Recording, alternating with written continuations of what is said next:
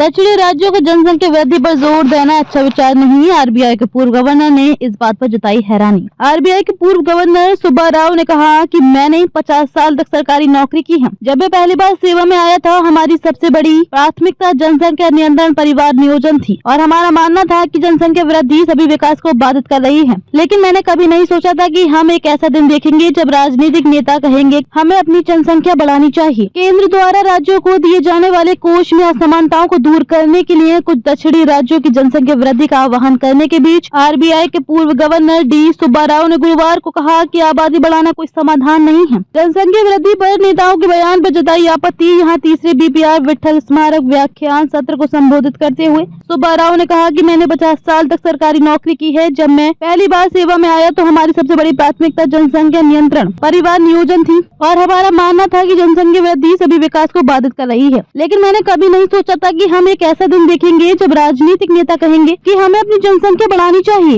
उन्होंने कहा कि इसका स्पष्ट संदेश ये है कि कुछ राज्य जिन्होंने जनसंख्या नियंत्रण में अच्छा काम किया है वे केंद्रीय सहायता से वंचित हो रहे हैं। लेकिन मेरा मानना है कि जनसंख्या बढ़ाना इसका समाधान नहीं है, क्योंकि भारत एक देश है। हमारे यहाँ अभी भी समग्र स्तर पर जनसंख्या की समस्या है। सुब्बा राव ने कहा कि भाजपा जो पहले मुफ्त की सुविधाओं को रेवड़ी संस्कृति कहती थी, अब दिल्ली विधानसभा चुनाव प्रचार में योजनाएं पेश करने में आम आदमी पार्टी आपके साथ प्रतिस्पर्धा कर रही। लाखों लोग दैनिक जीवन के लिए संघर्ष करते हैं। उन्होंने कहा कि एक गरीब देश में जहां लाखों लोग दैनिक जीवन के लिए संघर्ष करते हैं, सरकार के लिए लोगों की मदद करना अनिवार्य है। कुछ राज्यों द्वारा महिलाओं को सरकारी बसों में मुफ्त यात्रा की पेशकश के बारे में आरबीआई के पूर्व प्रमुख ने कहा कि इस बात का कोई सबूत नहीं है कि ये उनकी मदद करने का सबसे बेहतर तरीका है।